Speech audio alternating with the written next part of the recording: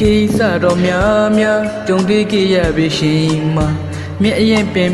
ဒီလိုကန်စားနေရပြီမလားဒီလိုကန်စားရှင်မျိုးကိုငါကြည်ပေါင်းမြတ်စွာကန်စားကြည့်ဘူးပြီလူကိုစိတ်ထိခိုက်သွားတာမျိုးလည်းဖြစ်နိုင်တယ်ဘယ်သူမှကိုနားလည်းမပြေနိုင်တာမျိုးလည်းဖြစ်တတ်တယ်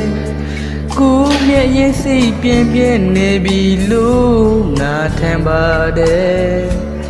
လူဘဝမှာတွေ့ကြုံရတဲ့ကိစ္စတွေကအရဲ့လိုပဲတစ်ခါခါသိတယ်တစ်ခါပြန်ထန်တယ်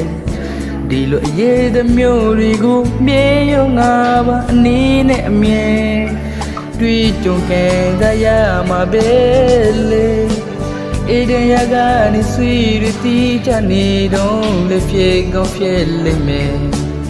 အေးမြဝင်ကနေမြည်ရည်စီးချနေတော့လည်းဖြစ်ကောင်းဖြစ်လိမ့်မယ်ကုလိုဖြစ်နေတဲ့မင်းကို follow ပြီးတခေါ်တော့ကြရအောင်ကွေကွာမောက်ကြစို့တငယ်ချင်းဧကိစ္စတွေအားလုံးကိုစီးတဲ့သွားတဲ့ရေလိုပဲသဘောထားလိုက်စမ်းပါကွေ